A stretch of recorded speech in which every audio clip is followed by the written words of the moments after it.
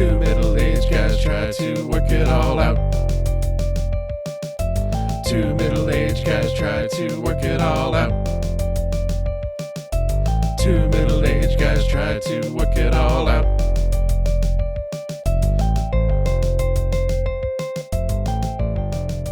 Hey everyone, welcome to Two Middle-Aged Guys Trying to Work It All Out. I am Dave, and I'm here, as always, with my good friend, Chris. Here at TMAG Studios. And we got something fun to work out today, Chris. What do you think? I agree, and something with some consequences to it, I think. Yes. We will get into the topic in just a few minutes. But before we dive in, I want to give an update, because we've been talking about something for months. You've been listening to the show from nearly the beginning. We've been talking about the coming of the biggest movie of the summer. And now we're past the summer, but that would be Oppenheimer by Christopher Nolan. Yes. And I finally got to see it in IMAX, digital so presentation. So jealous. But they did the IMAX re-release, and we found our way into the theater, I think you and I talked. This is deserving something bigger than just a little chat before the start of the episode. We need to make this a topic for an actual episode. Yes, I'm the holdout here, ladies and gentlemen. And when I finally do make my way to see Oppenheimer, then we will get an episode on the books and released, and finally we'll be able to bring our months-long Chris Nolan discussions to a close until he makes his next movie. Yes, and what if we get into it and we're like, it's fine. I mean, we can't. We're struggling. Yeah, it's like, well, I mean, it was good. There was a bomb, and yeah. A couple, I think. I don't know. I kind of lost track. No, I think there's a lot to talk about there. I will, I'm not going to pretend. I thought it was fantastic, and it certainly did have things that I thought could be done differently. But I want us to have we're going to give that its proper venue and spend time digging into that. But we did find, it's kind of funny, the irony of us not seeing it after talking about it so much. What we should do is just drop it and pretend we never spoke about it. We're like, oh, what did he make after Tenet? I don't remember. I think he did some Hallmark movies. So today, before we get into our actual topic, and by the way, it's kind of funny, we kind of pretend like no one knows what the topic is. You did read the title in the podcast app. You probably know what we're going to talk about. Yeah. But today we're going to be talking about brands, brand loyalty, and is there such a thing? Why is there such a thing? And kind of, dive into that and talk about our favorite brands and maybe some of our least favorite brands. Before we get into that, Chris, though, I do have a brand-related game. I'm excited. This game is called Guess the Brand, and I'm going to give you multiple brands here, and I want you to guess what they are. And to be fair, for the most part, all but one I was familiar with these, and the other one, the fifth one that I was not familiar with, Mary was. So these are things that you will probably have seen maybe, but I'm going to give you a brand. You have to say what was that product. Okay, so you give me the name of the brand, and I tell you what. Yes. Okay. And I'll give you the first one. First one's pretty easy. Okay. Think about this as the anchor that sort of helps you understand the whole game. The brand is called Rocky Top. What was the product? Rocky Top. See, you set this up. If I don't get this one right, I'm concerned. I'm concerned about the game. Terribly, terribly embarrassing. Is Rocky Top an ice cream?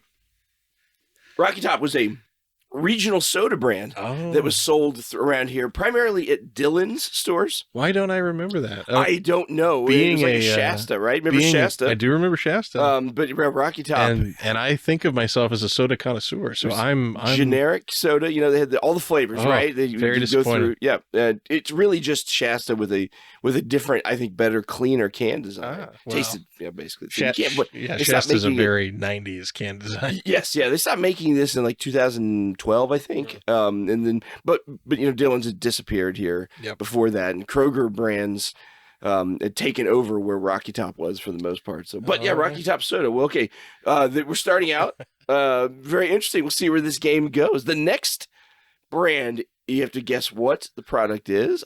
This one should get as well. Kaboom. Kaboom was a bubblegum. No. What? It was. Kaboom was a breakfast cereal. Kaboom with a crazy clown on it. Okay, Kaboom was also a bubblegum. I'm gonna look this up, folks. Kaboom bubblegum, and maybe Chris wins So let me first here. I'm going to bring up the Kaboom cereal to see if you recall that from the cereal aisle. Okay. It's it's like a fortified cereal from General Mills With for poor kids. with Pennywise on the cover. It's a terrifying, yeah. So Kaboom cereal exists. All Kaboom right. bubble gum. You know what? I bet I was thinking of Bazooka. There is a Kaboom Yes. bubble gum, and Yes. I've never seen this before, but burst with energy flavor. Yeah. Okay, so I'm not crazy. All Looks right. like this is maybe a British product because No, in pounds. I don't know. I'm calling that a win.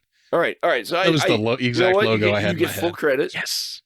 Because the idea is obscure brands, and you know, I out obscured you. out obscured me. Okay. The next one is getting more difficult here. Rodeo Bill. Rodeo Bill. Rodeo Bill. That sounds okay. So I have no idea. So I'm just going to go on intuition.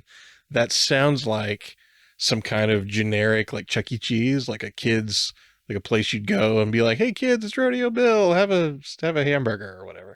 That's my guess. No, you could not be more wrong. Rodeo Bill was a brand of potato chips sold at Wow. Aldi's in the 90s and 2000s. Okay, yeah, I've never seen that And before. I remember eating them because we shopped at Aldi's, so you got the Right. Rodeo Bill instead of the Lay's.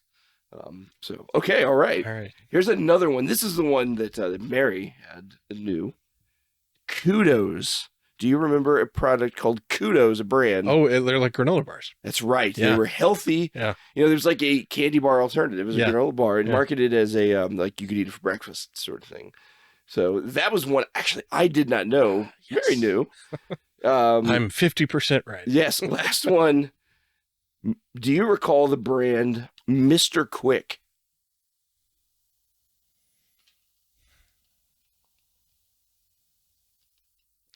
Was it? This much silence is not just something on a podcast. You I'll cut it down.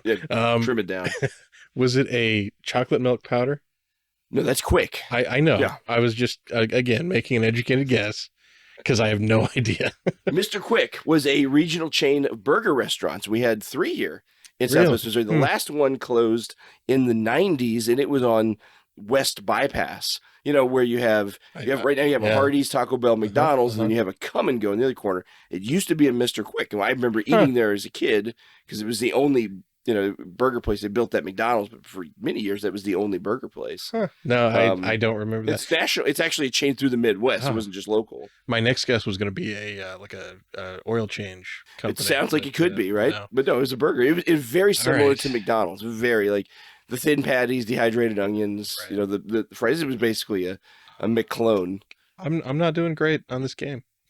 Well, I mean, these are obscure, right? I mean, more obscure, Yeah. and so some of them you're just not familiar with them. But I thought it'd be kind of a fun thing to talk about topics that, or excuse me, brands that maybe we didn't know. Absolutely.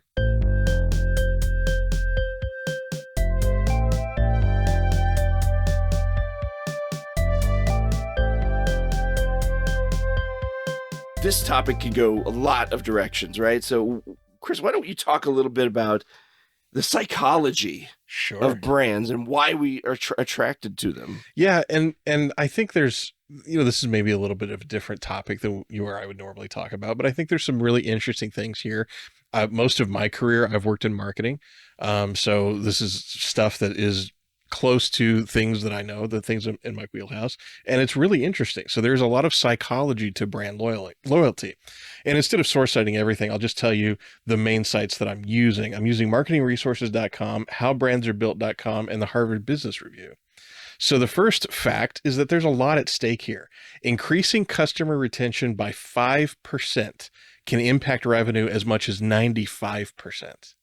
And that's from the Harvard Business Review. So those are some staggering numbers that if you can just get 5% of your client base to come back to you, that could increase revenue 95%. That math doesn't work. I'm going to challenge that. No, I'm just kidding. That doesn't make sense to me, Harvard guys. Well, you can go and you can read the whole article. It's pretty interesting. It's pretty compelling. I'm just giving you the bullet All right. points. All right. There's a difference between repeat purchases and brand loyalty. As one article put it, you probably buy the same brand of eggs every time, not because you're loyal to that brand, but because they're in the same place, they're in the same color packaging, et cetera, et cetera. But who cares?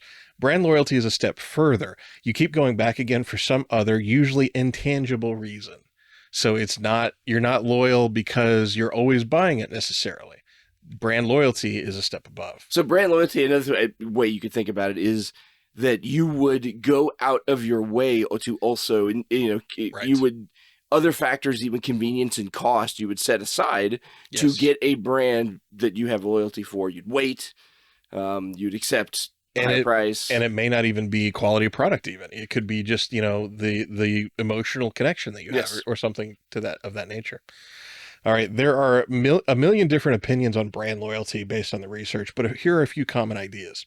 Personalization affects brand loyalty. Brands stop just being brands. Like Nike has become a way of life. It's not just a shoe company or an athletic clothing company. There is a benefit, and that's why you're brand loyal. So this is one of the reasons that you see so many like loyalty point systems. Like if you keep coming back to Sure. us, you're going to get something in return. There's a social influence to your friends or people that you follow, like the brand, that can influence brand loyalty. Customer experience is a huge factor in brand loyalty.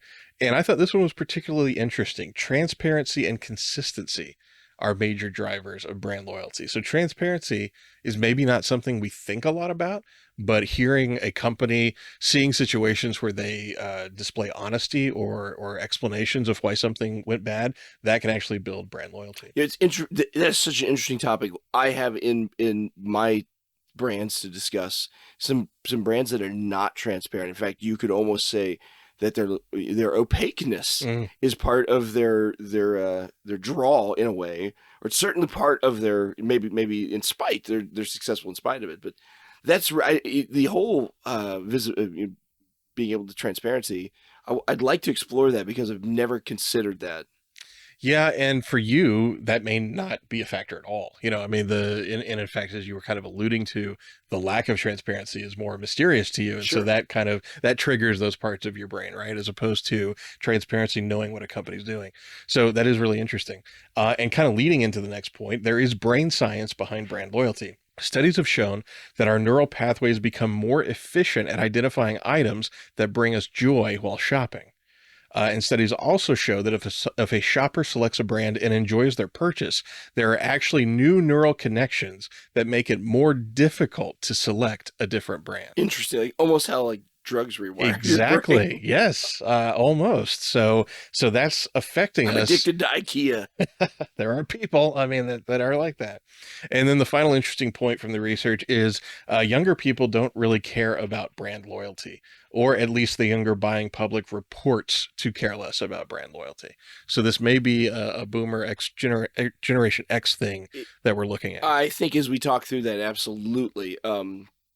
There's some trends too that I think that as we go through this that I think show that there is a deconstruction of brands, and we could talk more about that. But I feel that in my personal brand journey. Oh my gosh, what a lame sentence, but it's true, right? That as I'm thinking through it, there are at different points in my life, different brands, and where I'm at now is different than where I was a decade ago. Yeah, absolutely. Um, So what are some of the brands that you want to talk about? Because we each came up with yes, different things that we've been loyal to in our lives, or were, no longer loyal, or they lost it, or they gained more loyalty, sure. whatever. What's on your Well, list? I want to talk about the first brand I think I truly recognized as a brand.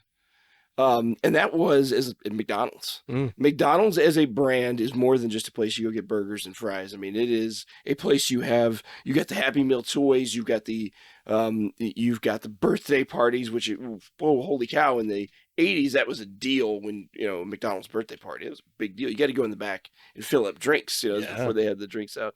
So McDonald's was a real brand. I actually had as a kid a stuffed Ronald McDonald, a terrifying stuff around me. I don't have a picture of it here in my notes.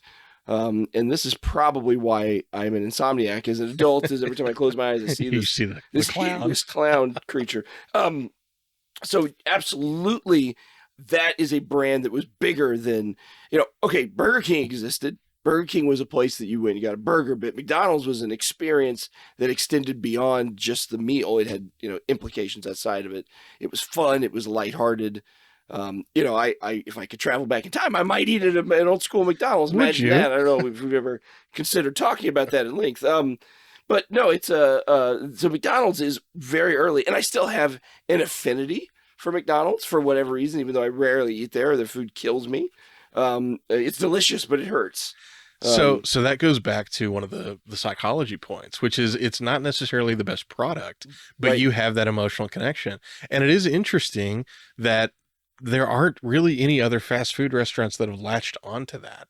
I mean, McDonald's really built that experience out, and they most of their commercials are not saying, "Hey, look at how great our food is." Most of their commercials I'm are like, loving it. "Yeah," I'm and loving and it. Is and a big statement. you're Yeah. surrounded by a group of friends, Yep. and it's family and that kind of thing. And never, I mean, they'll show the product, but they're never like Burger King where it's like flame broiled Whopper. It Right. tastes better, which Yes. nobody cares about that. People care about the experience. That's Yep. No, interesting. that is you're right. Just look at the commercials. It has nothing to do with the food and or the horrible stomach cramps you get after ingesting too much of it. But yeah, so as a kid, and then the other one. But by the way, actually, I'll challenge you because I think there's another fast food joint that has latched onto the culture in a way, and that is Taco Bell. Yes. And that's Taco Bell is also a big, a huge deal in our family, right? Everyone in the family loves Taco Bell. Something new comes out, we go try it, but it's beyond the food. There's something about it. Yeah. We don't even. I'm sure if we sat down with the psychoanalyst, they could come up with a reason. But Taco Bell is a Oh, deal, and go look at if you want to see how big of a deal it is. Go look at the Taco Bell Reddit forums, and people are fanatic yeah. about it, Yeah. and even sometimes they don't like it. They'll hate the food, but But there's they're still something about there. the experience. Yeah. So I think as a brand, Taco Bell's come to represent sort of edgy, cool at different times, right? Maybe edgy in the 90s, maybe relaxed thereafter. But hmm I think that they latched on to something else too. And you know that in the future, when we thaw out Sylvester Stallone, they will be the only That restaurant the only that restaurant. survives. Yep. Yeah. And they give you seashells and send you to Taco Bell. If anyone remembers that, uh, Wesley Snipes will then try to kill We'll, you. we'll just leave it there. I mean, Leave if it there. people either know the reference or they don't. Or they don't. No, I think Taco Bell also has got into that different. It's different, but it's part of the culture in a way that other That's true. more success. I mean, listen, Taco Bell becomes a Mexican food. There's 10 places that are better than Taco Bell within a mile of my home, but Yeah. they're not known like that is. But and then one last brand from childhood that has stuck with me, and you mentioned transparency, and I want to try to apply the transparency test to this brand, and that is Nintendo. hmm So Nintendo came to represent video games for an entire generation, right? They didn't play video games, they went to play Nintendo, even if they were playing a Sega Genesis True. or whatever, right? When I was a kid, I had an Atari, I wanted a Nintendo. And that represented something way bigger than video games. Nintendo isn't not a transparent company. Nintendo's walled garden, very Apple-like, hmm very much like another product that another brand that I'll discuss. But how does the transparency test with a company like Nintendo that is so protective work? Yeah, and to clarify the transparency on the list, you know, if you read any literature on brand loyalty or anything, any studies like that, they're all over the map. Like no one study will agree with another study. So transparency is just one of the identifying markers that some studies have latched onto. Okay. It's not necessarily saying that in order to build brand loyalty, you have to have transparency. Because Got it. you've already listed two excellent examples of companies that are not transparent at Apple all. and they're walled garden type. Right. You know, But I think where the transparency comes in, at least in the examples I could think of, is when there's a problem. okay. And then a brand own it. will exactly Yep. they'll own it. They'll say this is what happened. We're sorry. We're going to make it right. And usually brands who can transverse that well come out stronger at the end than they did going into the Yep. mistake. So I think if I were guessing, that's probably where the transparency comes into play. I'll toss another one out, like a Trader Joe's who focuses on things like, or Whole Foods, ethically sourced hmm food, things like that, right? And organic and responsible farming, and that's a form of transparency. And if your values, I think most people's values do line up with those things, but whether or not they buy stuff for that, I mean, no, everyone's like, yeah, I want to help poor farmers do better, right? Right. But whether or not you prioritize that and research it and make it something that's part of your shopping, you know. But if that was that important to you, then some of those brands, and I say Whole Foods and Trader Joe's, I'm pretty ignorant about that world, but that's probably those kind of places that you would go to, or Yeah, I would agree. but it's that's very interesting. But those are the brands interesting. But those are the brands that as a kid that I really like. Okay, those became so important to me even as an adult. It's been transferred to my kids. I mean, we're a bunch of Taco Bell fanatics, and the little girls eat McDonald's 4 or 5 times a week, and they need Yeah. angioplasties before they're 10. Um, Get him a salad, please. From McDonald's somebody. doesn't even have salads I'm, anymore, I don't I mean, think. from other Oh, from restaurants another restaurant. Well, or from from home. Taco Bell, you get a pile of lettuce. From home is where we keep snacks, not meals. But I do have one brand story. I grew, I mentioned this podcast. We were poor, but I wanted in the fifth grade, so that puts it to 90, 91, maybe a little younger than that, maybe 89. I wanted cool shoes. And Nikes were the huge thing. Nikes and Reeboks, and then some kids had the pump. Yeah, Stupidest thing in the world, but at the time it was really important. And I was wearing Walmart shoes, right? I was wearing the Voit brand, if you remember, I do. Voit, which does that mean no or nothing? I Or thought it meant John Voight made them. oh, John Voight Yeah, did great. yeah. Very busy man, cobbler. He's a cobbler making shoes. But I finally had gotten, I think I'd saved up some birthday money or something and bought at a local, a Midwestern chain, very much like Target, called Ventures. I don't know if you remember I that. do. Very much like Target, right? A little kind of up in, just a tiny bit up above Walmart and Kmart. But they sold a brand Jordache. Oh yeah. And I got, the Nikes were $100. I was able to put string together and put on layaway a pair of Jordache high tops that I was going to wear to school. We had a thing where we had pen pals at other school, and it was their field trip to come meet us. And I was so excited because I was going to wear my gigantic Jordache high tops. They were huge. It was like putting on astronauts boots, right? It wasn't just like, like rain boots big. It was legitimately, could be used as sort of mission. I got a picture here. I found them.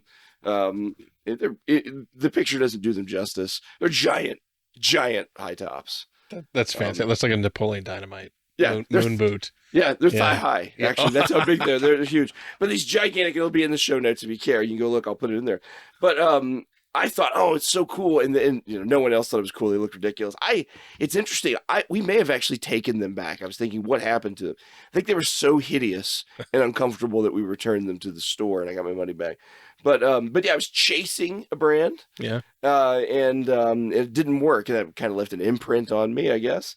But yeah, I know that the shoe thing, the clothes, was a big deal, and it continues to be a big deal. And sometimes it's cool to wear brands, and sometimes it's cool to not be branded in any way. And I'm always on the off cycle, right? When I'm getting it wrong, I'm wearing the gigantic polo Absolutely. with the horse on it when it's not cool, Yeah. and then I'm wearing the plain green T-shirt when you're supposed to have, you're supposed to be adorned with different stuff. But clothes are an interesting thing. We're going to talk about clothes just for a little bit. Do you Goodness. ever find yourself like in going down the brand rabbit hole on clothes? So I'm a unique person where my entire life I really haven't given two craps about what anybody thought of me. So my complete focus on clothes is what do I feel is comfortable. So that did lead me on occasion to buy a brand or to buy something that was maybe a little bit more expensive. But as I've gotten older, it's all about bang for my buck, right? Like it's like what's a good quality. Yep. Okay, sure, I could get a $12 shirt instead of a $20 shirt, but that $12 shirt's going to last half as long, so I'm going to go for the 20. So that's kind of I'm You're trying to do that equation in your head, the exactly, calculus yeah, of and value, and yeah. yeah, and so if anybody, even from when I was really really young, if anyone's like, oh, you're not wearing the cool shirt or you're wearing the polo shirt, you shouldn't be. I was always like, I don't care. This shirt's comfortable. Yeah. Move on. So I've just never had that part of my brain where I was like shamed by people. And because of that, like you're talking about brands that matter to you as a child, I'm trying to think of brands that matter to me as a child. I can't come up with one. I mean, Nintendo is the only one. Um, It really did matter. and it really did matter, absolutely. But like anything else, I was kind of immune to that. And it was really when I started a career in marketing, which I just kind of fell into through a lot of happenstance. That's when I started paying attention, and that's when I was like, oh, there's more here. You know, all those commercials. There's so much thought and so much money and so much planning that goes into that. Now I'm paying attention, and now I'm tuned in. So any kind of brand loyalty or brand almost even recognition is all from my perspective as an adult. Well, yeah, wow, that's interesting because you had that moment. It's like almost like you got trained, Yes, and very then much. everything was viewed through the lens of that training, and Yeah. it changed things. It was like suddenly my eyes were open and I could see things I wish I couldn't see anymore. You entered a world you can't go back. Exactly right. Um, that's very interesting. The clothes. I will say that I have isn't well. I do want to. I think talking about where we are now is kind of something we're going to do to cap it off. But clothes always. I always found failure in chasing the brand stuff. Mm. Either I was too late. It didn't work for me. I looked silly. Or I'd spend a lot on a shirt that has like a horse on it, and then I would drop a cashew chicken on me, and it would be ruined, right? And I was like, okay, well, I just spent $60 on a flipping T-shirt. I mean, Right. I think I kind of got what I deserved because I could have spent six, and it would have been okay. The brand chasing, I will say, footwear though, that becomes about something more than just looking cool. Well, for some it does, but the utility in footwear, you do figure out what is going to work best for you, and then I have a deep loyalty to New Balance shoes. Hmm. As a middle-aged man, I think I'm required to own at least one pair. They just super comfortable. They Yeah. last forever. I've got one pair of shoes that's 2 years old, and every time I wear them, man, they look just brand new. They last forever, and they're comfortable, right? So, and they're fairly stylish, and they're not, they're $60-$70. So, they created brand loyalty by just, by being an excellent product. It doesn't I'd make jokes, and maybe there's some truth to it, like, well, I'm a middle-aged guy. A lot of middle-aged guys wear New Balance, so there's True. something there, Yeah. right? And Yeah. and I don't know which came first, the chicken or the egg in this case, but I would prefer to think it because it's a good product, it latched on to that target market, and that's how it's grown and become so popular. But And that does happen. You know, I mean, you build a better mousetrap and people will beat a path to your door. I've heard that somewhere. But so, if you create a good product and it's out there and people recognize it as a good product, you're going to build a customer base, and then you're going to turn that into a fan base. The other way to build it is, all style and no substance. You got the Super Bowl commercial out there, and you've got people talking about you, and you've got, suddenly on in your youth example on the playground, that's what everybody expects to see. Everybody expects to see the pump with the Michael Jordan on the shoe, whether that's a good shoe or not. right, And I admit that I wanted those as a sure. Oh, child, I did too. I'm not. but the reason I wanted them had nothing to do with Michael Jordan or nothing to do with the other kids. I was amazed with the pump mechanic. I was like, I'm putting air into my shoe. That's got to feel amazing. And Yeah. I had no concept for what was really happening there. Have you ever tried one on before? Oh yeah, I have. And They're silly. yeah, it is slightly tighter. exactly right. And I'm just sitting there and I'm pumping for, Right. 10 minutes, and I'm like, Did I break it? yeah, Yeah, exactly. yeah. Like, what if I popped it? These are expensive. Exactly. Yeah, no. That kind of thing never mattered to me. Like where my loyalty lied is more in entertainment that I really, really valued, or tools that made my life better. Mm. That's what built my brand loyalty. Let's talk about the tools, the utility. I do enjoy that. What? Give some examples. Sure. Well, I'll give you my big example going into this. And whenever we were talking about this topic, this story is the reason I wanted to talk about it. So I'm going to go back to 2007, and I'm going to point out Apple in 2007. Now, in 2007, I am trying to make a career as a filmmaker, whether that means, narrative stories, or whether that means corporate. I was doing both at that time. And in 2007, Apple released a product called Final Cut Studio. Now, they'd always had Final Cut Pro, which was editing software, and they'd had some other tools. But what Apple did in their pro market in 2007 was they started doing a lot of acquisitions. And so they put a box together of software that I believe retailed for $1,200 for the software. But that was unheard of in that space, in filmmaking space. They would regularly buy a company that would sell their product before the acquisition for $30,000, and then Apple would sell it for a couple of $100. I mean, that was the kind of environment Apple was in. So, to interrupt, did they do that because they thought if we can get more people making films and we create a bigger market, right? We're gonna create a market. Exactly right. Okay. And so this was also the period of time where in movie making and in the digital editing space, Avid was the big company, and Apple with their Final Cut Pro product, they were the scrappy underdog. And so there was a big hullabaloo about Walter Murch, who you would know from some of the films he's edited, small films like The Godfather. Oh, that guy. Apocalypse Now. He switched to Final Cut Pro to do the movie Cold Mountain. And my gosh, there was a marketing push with Apple. It was like, Walter Murch is using Apple products. Oh my gosh, this is changing everything. So anyway, they come up with this box of Final Cut Studio. So for $1,200, Apple gave me a fledgling mid-20s individual who's trying to make this his career, every single tool I needed. It was you had the tools that Walter Murch had. Exactly. It was a studio in a box, and I was incredible. I was able to do things that I could only have dreamt about. So before. Disruptive. Exactly. Yeah. And so that was a period of time where Apple was not only catering to this professional market, but they were also innovating at such a clip that every time Steve Jobs would stand on a stage and say one more thing, it was something that you never were going to imagine, and you suddenly could not understand how you possibly lived without it. Yeah. Oh, I have that note in my notes, right? That Apple introduced products that I didn't know I needed. Yeah. So during this period of time, you want to talk about an Apple loyalist. I mean, I drank the Kool-Aid. I was so on board. I would sing this company's presence, and any naysayers who were like, well, there's a lack of transparency, there's a walled garden, Macs are more expensive than PCs, yada, yada.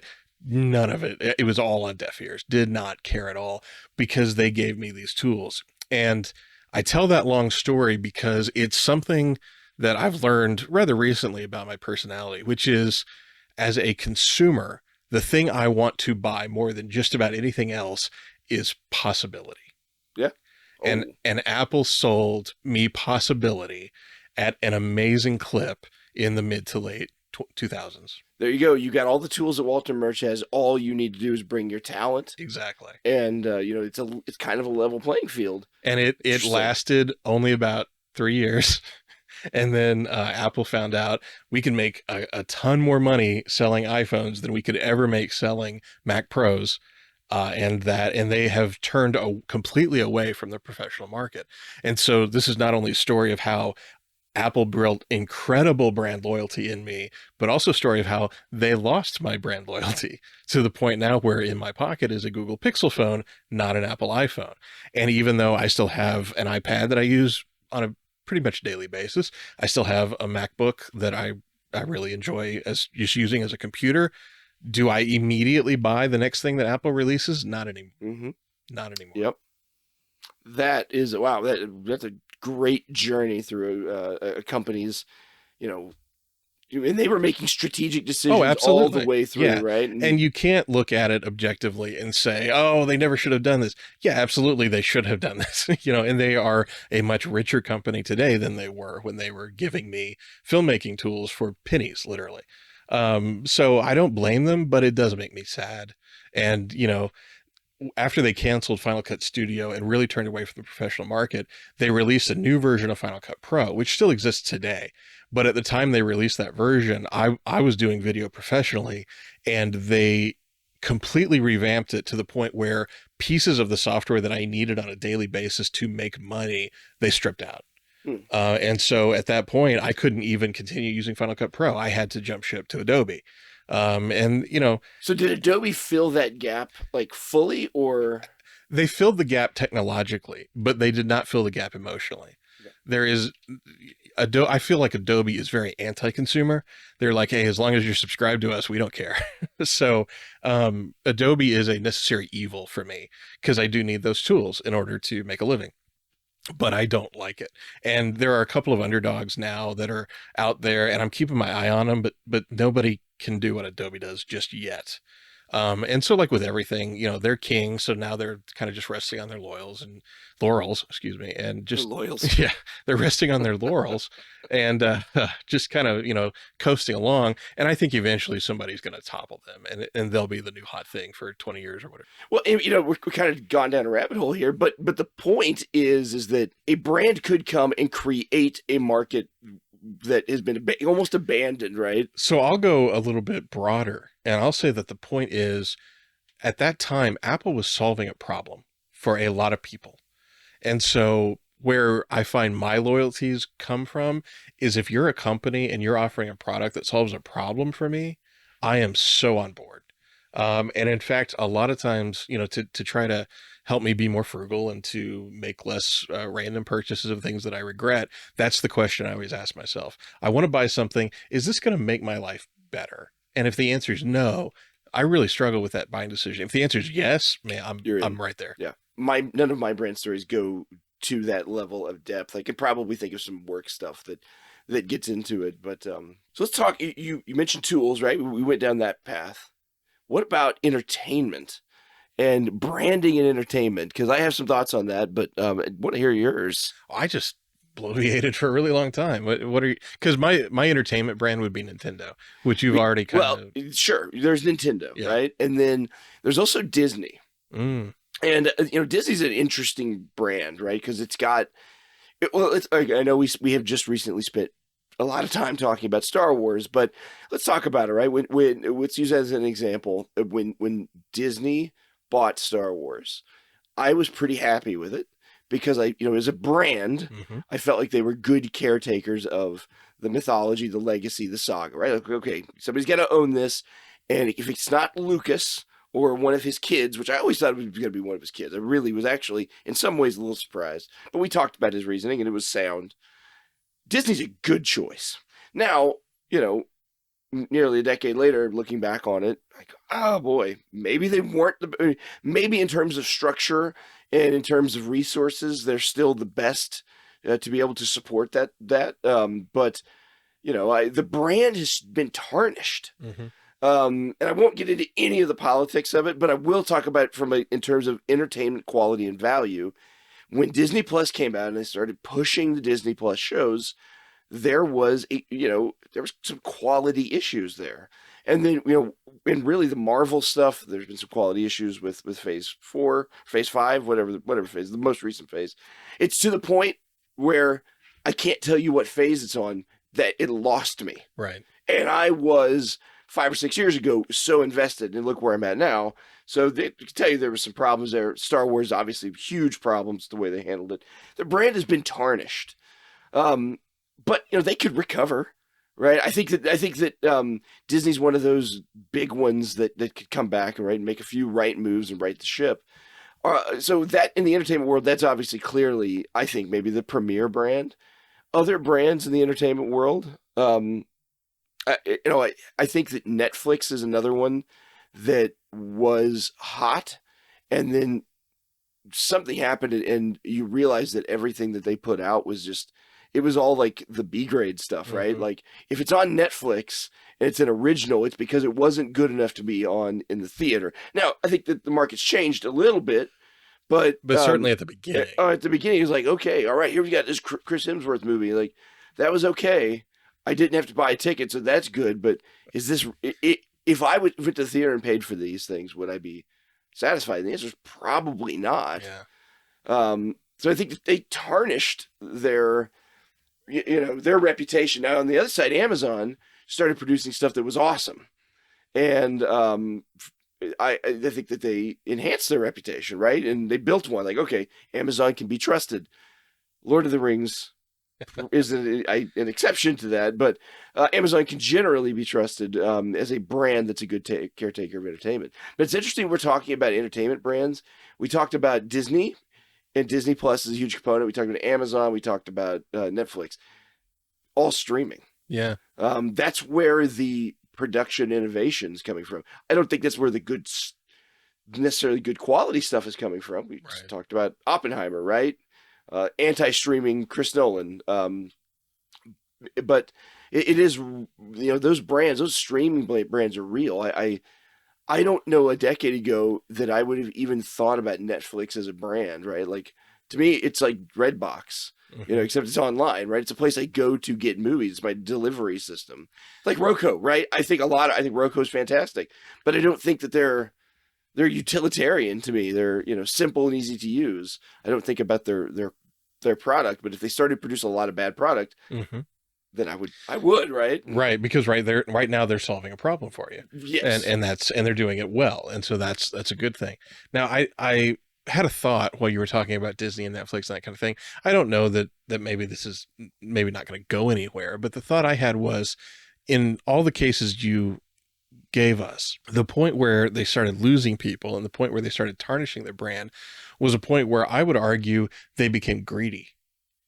And Interesting. Yep. I mean, there is no reason to produce Marvel movies or Star Wars movies at the pace they're doing them, other than just, we paid a crap ton of money for these things. We need to recoup our investment. And when they started to get greedy, and same with Netflix, we're going to produce so much content because we're Netflix and we're going to throw it all out on a streaming service, and nobody else but us is going to have it. They lost the quality. They Yep. They had no lost that connection. quality control. Yeah. Right. Yeah. So I don't know that we can maybe draw any conclusions about that, because I think there are plenty of greedy brands out there who have managed to not go down that same kind of negative path. But it just occurred to me as you were talking Whether about it's that. greed or it's just bad management, I don't know, right? That's true. But because there's a greed component to all private businesses. But Yeah. So have you? I don't know if you follow, like the Epic Games situation. Are you aware of what's going I on there? don't think I am. I don't know. So so Epic Games owns Fortnite, which is Okay. a Yes. gajillion Yep. dollar money press. And they recently had to lay off thousands of employees because they're spending more money than they're making. And to your point about bad management, I don't know how that would happen. You know what? I mean, I make a joke about working at Taco Bell. It's that's my part time job, but my real job, I work in technology and I work with budgets and things like that. I actually can see how that happened. I mean, Really? it's a perfect storm of incompetence and Mm, arrogance, but it can absolutely happen if a company's finances are obfuscated and you're not sure where your revenue streams are. interesting. You can start to spend money on the wrong things very easily. And now to translate that into thousands of employees losing their job, that's bad. Yeah. And I would be worried there was criminal things going on with that amount of loss. But yeah, I understand the incompetence that can lead to that. So now to bring that back around to our topic, them going through that and seeing that play out in public, I I have a real hard time buying Right. anything from Epic Games That's anymore. right. So, I wouldn't ever say that they had my loyalty, but they certainly could have had my business. And if they produced a product that I wanted, fine. Now, if they produce a product, even if I want it, just seeing Epic Games on there, I'm like, ugh, I don't think I got enough video games to play. I don't Yeah. need that one. So and kind of going back to the psychology of brand loyalty, it's really fluctuating, and you kind of have to walk a thin line to either achieve brand loyalty and keep brand loyalty, or then to lose it. Yeah. That's really interesting. I'm searching companies that I think maybe have gone through that transformation, have had massive loyalty and then lost it. I mean, certainly I'm not a crypto bro. But I mean, there's been a lot of that where people were like, this is the crypto, this is the trading app, this is the network you need to be on for the exchange, and then it all collapsed and melted. So maybe there's something there as well, but that's not my area. But I don't know if those are brands or not. I mean, some of them are certainly They companies, became right? brands, right? Yeah, They shouldn't have exactly. been, right? Your bank should not be a brand, Right. right? You know what I mean? You should Yeah. be, you Yeah. should be there for it was a trusted financial institute that's going to hold your money and be responsible with it. So that, there's an interesting example. I won't use names, but there is a financial establishment that I absolutely will not do any business with because of the way they treated me in the past. And regardless of what they're doing now, that relationship was damaged, and I'm not doing it. Yeah. And so when I have a few places like that yeah. too. So at the beginning of this whole conversation, we talked about how there's some real stakes here. Not only for the big companies, but also for us as consumers. It that can sever a relationship. And now, if that financial institution came to me, even if it was my benefit, I would be like, nope, not doing it. I don't know. It's interesting to think about. Yeah. So, Like follow, restaurants I've been kicked out of. I think about that. so to going down that rabbit hole, are there any brands that you have lost loyalty, or you're no longer would consider giving your money to? I'm looking at, I made a note about why we sour, and bad experiences. And you know, it's tough. Certainly my confidence in Apple has been shook Hmm. over the last several years. Just a general, I think, degrading of the experience. And when I finally made the switch to Android, I also have a Google phone in my pocket. I was very happy. So I wouldn't say it was a night. It didn't flip a switch and I disliked them, but I think I experienced enough that the things I used to think were charming and of value just became, we were just limiting. Right. And then they just kept doing the same things. I mean, the iPhone design, they haven't really. I don't feel like there's been any major innovations in that line in years. No, you're right. So I think but that's not a flip a switch type thing.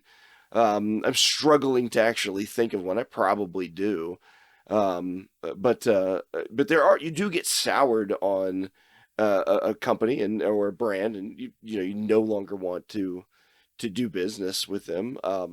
So Interesting. that is an interesting comment, and it makes me wonder if, even as a consumer, if I'm expecting too much out of some of these companies.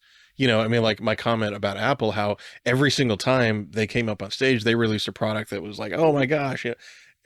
By not having that in Apple and having not had that for 5, 6 years or whatever, is that more on me because that's unrealistic? Yeah. Yeah. No, well, no, that's a fair point. Well, I actually do have an example. I when we bought this house that we live in now, it's 7 years old. We did a lot of research on appliances, and we had decided that LG, that is going to be our guy, right? LG Appliances did the research. Apparently, didn't do enough. Put LG throughout the house, and we've had nothing but trouble with them. And I say I'll never buy another LG appliance, but they're all LG, and they have to match because I'm obsessive about that sort of thing. So every time one breaks, it gets replaced with another garbage LG appliance. But and more expensive than the last because I'll just go up more. I'll go, oh, okay, I got the top end microwave. It's going to be great. And we've had it for a couple months and the door's not staying shut. I'm like, oh my gosh. The washer and dryers, the LG washer and dryers lasted no time, right? And so I think that bad experiences, but then I look like, why did I choose them? Frankly, I chose them because they looked cool. I went with design. Yeah. I went with style over substance. And if I had really been interested in things like reliability, I would have put like GE products around our house, which is what I ultimately did in the laundry. And they're like rock solid commercial units, and we're constantly, we have 5 people living in this house, and our daughter's a mess machine. But they created some loyalty in me by giving us a laundry solution that was they solved a problem, took major pressure off of us. So if I could replace all of the appliances in the kitchen, which that's like an $8,000 project, I can't. But I've replaced almost everything in that kitchen with another LG product more expensive than the last. Interesting. And we've had like 4 LG refrigerators. That's how bad it's been. So it does 7 years. It does occur to me that with this episode, we're burning some sponsorship bridges. Oh yeah. Just say LG. You want something that looks cool? But they're gonna hook you yeah. up. The L and G logo looks really cool. Samsung does the same thing though. Samsung appliances, televisions. Well, I wouldn't buy another one. I have on the electronics front, I've got some pretty strong views. That's where I have my strongest brand loyalty. Who is it? Bose is 100%, okay. And they have got some issues that I will call out. They're anything that relies on their app is going to be a problem because their app is garbage. They refuse to fix it. And it's a well-known problem, right? So that's mostly their newer upper end earbuds that are wireless earbuds that require the app to do things like turn on noise canceling, turn on Right. transparency.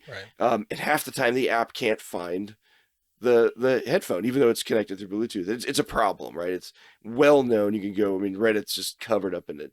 That's a disappointment. It's really rocked my confidence. That being said, every Bose product I've ever owned was better than the alternatives that were non-Bose. Now, Hmm. I found myself upgrading Bose products a lot. And I think I told the story in a previous podcast that I was asked to not come back to the Bose store because I had returned too many things, like 20 returns. I mean, it was pretty excessive. That being said, I really have a strong loyalty to the product on multiple things. And why? Because it works, right? If you plug it in and it works, and it requires very little fiddling, and it creates an experience that I like. I like the way it sounds. Yeah. Period. I mean, and the so that's a strong one for me. And but they're also you talk about non-transparent. They're in the same world as Apple and Nintendo. They don't publish like specs. You know repairs. You forget about repairs. Everything has to be done by them. They don't want anybody in their stuff. All their technology is patented or covered with protected by patents. So it's a challenge to if you have any kind of problem or if you want to expand it or do anything, you forget about it. It's all inside the Bose world. Right. And when they decide that they're going to move on from something, cancel a line, you're probably, I mean, you're kind of done, right? And they have good support, though. I can't tell you how many times I've called, needed something like a wire or something, and they send it to you for free. And they really good support. So they do back it up, but that's one I'd say my strongest brand loyalty would be Bose. And then after that, I have an extremely strong loyalty to Roku. Hmm. Because I think they create a great independent ecosystem, and I think that that separates them from Google and Amazon Fire because they want you to buy stuff from them. Roku still does, but it's a little bit more stealth. Yeah. It's built in. They get their money not from the consumers, but from the people publishing the apps and from the people who are selling the content. And that creates problems of its own. But I really like the experience. The whole house runs off of them. We're cord cutters. Um, and those are real brands. I will also say I was a very strong proponent of DirecTV back in the day because I was an early HD adopter, and they were giving people tools for HD and experiences you simply could not get elsewhere, and you could get it anywhere. You get it in the Midwest, you can get it in rural areas. They had HD DVRs that did not cost an arm and a leg. They created their own DVR separate from TiVo that was inexpensive because TiVo licensing was you know oppressively expensive. Yeah. So I was very strong, but I will say I was an early adopter. Do you remember Voom, which was the HD satellite service? It was the like every channel's HD. Uh, Very vaguely. yeah, I had that. I was an Yeah. early adopter, but the thing was is they didn't have a lot of. If it wasn't in HD, you didn't get it. So there was a lot of like really important channels that had moved to HD. So you got like 45 channels in crystal clear, good, excellent compression, 1080p, and it looked great. Early in this was early in the HD days when maybe you could get the Tonight Show on your antenna if you had the right, back when like what decoder do you need? Yeah. It was a mess. But I was an early adopter, and they created. I love that service. I remember when they canceled. I was so sad. We got the letter that they're shutting down. Dish Network actually bought their satellites and repurposed them, but I'm not a big Dish Network fan. But now, of course, I mean that technology is. I don't need it, right? I've cord cut and moved on, and Roko's replaced that. Sure. So, but Roko's again, it all comes down to it solved a problem for me. I wanted to live an HD lifestyle. I had the big TV. I wanted things to look beautiful on it, and I found the people who would solve the problem, make it easy, right? And Right. that was, I gravitated towards that. But so much, I mean, technology changes. I will mention one more because I think that this is a good brand example. I don't mean to monopolize, but a good brand example is BlackBerry. And I've talked about you get the BlackBerry. It was a status symbol. So you got the BlackBerry. That meant okay, you are someone who is important enough that 11 o'clock at night you need to be able to send an email, right, or whatever, right?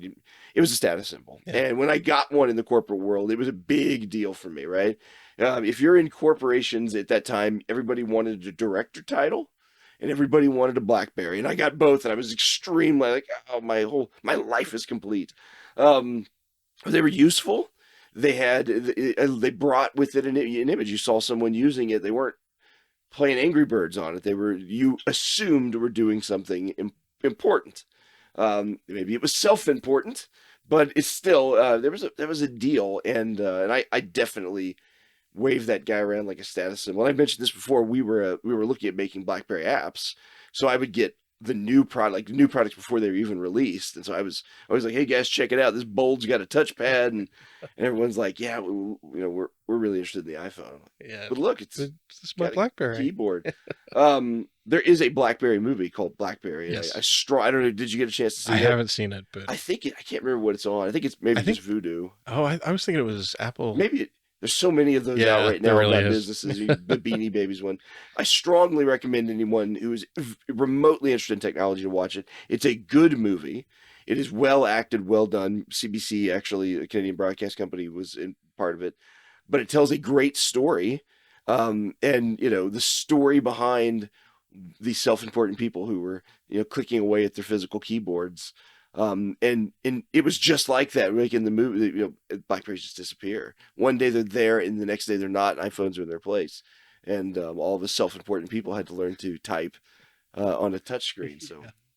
a It's lot of loyalty to that brand, though. yeah, and that's interesting how sometimes it's not a mistake that the company made from a brand loyalty perspective or something where the consumer has decided we're leaving. Sometimes it's disruption. Yeah, And, disruption, which and is, you yep, didn't have the option to no longer be loyal to BlackBerry. right. You were, your hand was forced. So that's interesting. Well, I think now as we start to kind of wind down this episode, the next thing we should talk about are not brands that we are loyal to or not loyal to, but brands that the entire world Yes. Can is I loyal mention to. one more thing You before we hop into certainly this? Actually, can. to cars. A lot of loyalty in the car space. A lot of strong positive and negative feelings. And I'm not a car guy, but I think that the positive and negative feelings come from the fact that you spend 30, 40, 50 grand, right, on a car. And so there's a lot. Everybody's got an opinion. I won't get into it, but there are strong opinions in that world. Um, but I will mention one thing before we dive into this, and that is generics, and generics being a brand unto themselves. True. And I have found that as I was researching this, the big thing, I mean, obviously, I love Bose, and I'm not going to apologize. They make great products. Um, but what I found is that I have, I see generics as their own brand, and I buy a lot of generic products, a lot. Right, most of my clothes are generic clothes that I buy on the internet, or I buy them on the internet. I get them at Sam's sometimes, but a lot of times on Amazon. Amazon Basics. I'm looking at your microphone stand right now, Chris.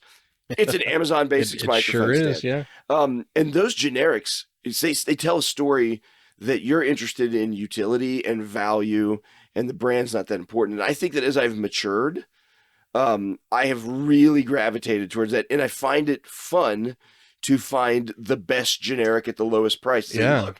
look, I'm able to do this. It's almost exactly the same as yours, and I paid a third of it. What do you think of that? I think that's a very middle-aged guy thing to say. But it is, right? And, Yeah. and it just happens to be that the show's called Two Yeah. Middle-Aged Guys Yeah. Trying to Work It All Out. But they are a thing unto themselves, right? And You're it's kind of fun. you're absolutely Um, right. The best T-shirt I've ever found in my life was an Amazon Basics T-shirt, and they don't make it anymore. and Oh, that's the thing, right? Is that the generics do cycle through, yeah. and you get it once, and you may not see it again.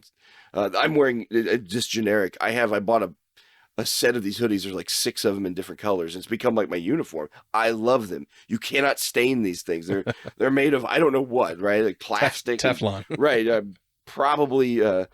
Probably like giving myself some form of Right. skin cancer. You're Just wearing it. absorbing Yes, the asbestos. Asbestos is the key ingredient. But I do love the generic search and looking on, like, I'm not a big AliExpress guy because of issues with the service, but sure. you can look on AliExpress and see all these generic things. Like, wouldn't mind to try that. Or Temu is the big one now, which Yeah. is we buy a lot of Temu crap. Um, No, but yes, I'm glad you mentioned that though. I hadn't thought about that, but you're absolutely right. That is a key component in this conversation. so I have here from a website, from a marketing website. I forgot which one it was. Qualtrics, yes, Qualtrics.com. Qualtrics, and they do. I've used them before for other things, but they just do aggregating and writing articles about stuff. And I think that their whole game is to get you to buy more in depth articles. But they did have which brands have the most loyal customers. We'll put this in the show notes if you want to go check out this chart. But basically, it just ranks from 2019 to 2023 based on some measures. Which products have the most loyal customers?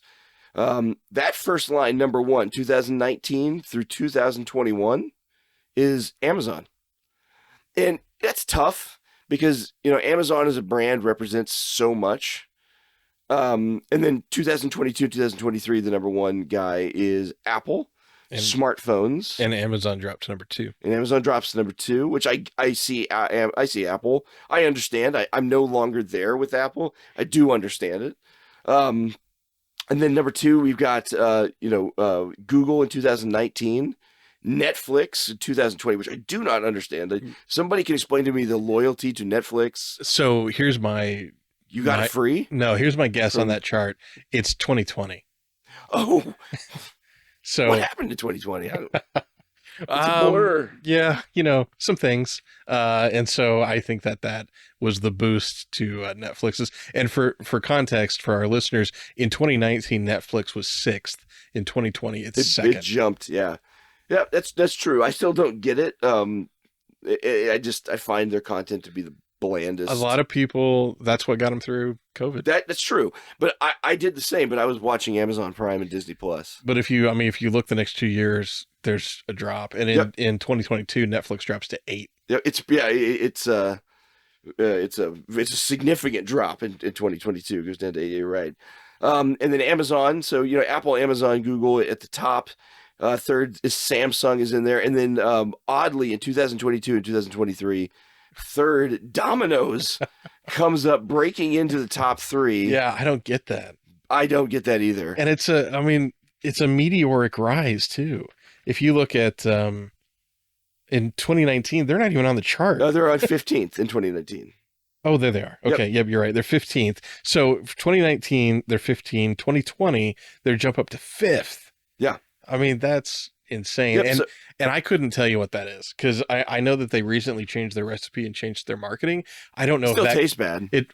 I don't know that coincides with 2020, but maybe it's just accessibility. They are everywhere. maybe. But you know what? Little Caesars are everywhere, and I don't see them on the list. I think they're better, but and that's a controversial take. People get when I say I think Little Caesars is better. That evokes some emotion from people. I would pick Domino's over Little Caesars. Oh man, I tell you, I'm sorry to say. I love Little Caesars. I can stuff that garbage down. I love it. It's just fits my taste. But there's a lot of there's a couple on here that I am confused about, like TikTok is number 5 in 2022 and 2023. What loyalty does anyone? I don't get it. I don't get that either. I mean, you may like the content on TikTok, but why loyal? But why loyal, right? And what does that mean? It means you just click on the Apple. I don't know. I have to break that down. WhatsApp is on this list, and I know what WhatsApp is. I've never used it. I know it's a secure messaging. Sure, why not? I mean, I would never think to put Slack or Discord on a list like this. So, I don't know what goes into the thinking. I'll tell you, the other one that really surprised me on this chart is 12th in 2022, MSNBC. Yeah, I don't know. Where did that come from? Where did that come from, right? And then it dropped back to 15th, I think, or 16th in 2020. I don't get that. Yeah. There is on here, you got your Nike, which is that totally makes sense. You got Trader Joe's, totally makes sense. Hyundai totally makes sense. I mean, I own 2 Chrysler vehicles, and I wish I owned 2 Korean Hyundai vehicles because I think they're much better. But there's PayPal's on here, makes sense, right? PayPal is a brand that I generally trust. I've had issues with transactions. PayPal has stepped in and hundreds of dollars worth of problems, and they've just resolved. As a consumer, I'm impressed with that. Yep. It's Facebook on here because I Hulu's on here. I don't know. There's some interesting things. So I think to me, it's like, what there's some interesting things, right? Like eBay's on here. I guess that makes sense. Sure, why not? eBay's also stepped in on questionable transactions. Facebook is on here. Don't understand that. That is if you have an Yeah. issue with a Facebook transaction, good luck because it's Well, never going to get I mean, resolved. not only that, there's so much vitriol lobbed at Oh, Facebook. yeah. I'm surprised it made the list too. Maybe those were hate votes. Um, but I see some of these on here. I is Aldi on here? Aldi is to me, when it comes to like brick and mortar stores, brands that I trust. Um, Aldi's up there. I would say if I'm going to go to a store loyalty, Sam's Club has earned my loyalty by anything, even like a return or anything. They stand behind their stuff and they take care of their customers. I'm kind of shocked that's not on this list. Um, Hmm. yeah, but it's interesting. Some interesting choices. I do think that it shows with all these web, internet related technology, service related to Amazon, Apple, where people's minds are on those things, right? They're Right. not thinking about Trader Joe's. They're Right. thinking about the phone in their pocket. That's interesting. It is interesting. I Yeah. it's not where I would go. Not when thinking about loyalty, but I mean, I feel like Amazon I have to use, right? And I do think a lot of Amazon and Amazon Basics. But what alternative do I have, right? Not much. For books, I can go to Barnes and Noble. Yeah. I can go to many different places to do those things, but I can go nowhere to do them like I can at Amazon. It's the ultimate aggregate. I guess maybe AliExpress, but I would argue maybe their greatest competitor is Walmart, yeah, but I think that gap is huge. Walmart's got a lot to come up to. yeah. No, and also the seller relations. I mean, Amazon's got that figured out, and they can resolve stuff. And Walmart, it's a little bit janky. I do buy stuff at Walmart. What I find myself doing is I'm putting together an online grocery list, and I'll start to throw stuff in.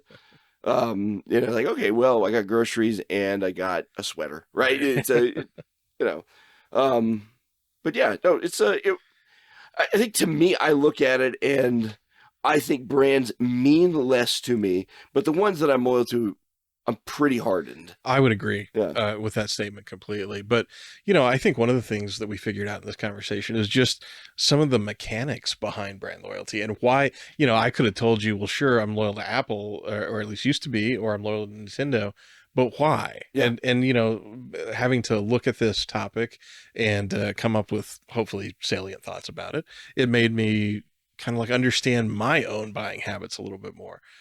So it's been an interesting conversation. I hope you know what brand I want people to be loyal to? Can you guess? Two middle-aged guys trying to work it all Yes, out. TMAG specifically. Keep Yes. it short. All right. Fair enough. And why don't you tell them, Chris, where they can go to express their loyalty to TMAG? Absolutely. You can go to twomiddleagedguys.com. That is the numeral two, middleagedguys.com. And from that website, you can email us, you can check our socials, you can get episodes. Every episode we've ever recorded is on our webpage. Some podcasts make you pay for that kind of Yeah, stuff. no, it's voluminous. You don't It no is. no need to join a Patreon. We are just giving it out for Exactly. now. So you can go back For now. go back and hear all of our antics, and ping us. Send us an email. What are you loyal to? What insight did you not realize until you listen to this podcast? And now you're like, oh, I'm a little bit smarter of a shopper now. So we hope that you figure things out too, because we do on a semi-weekly basis. We try. We do. We try. And until next time.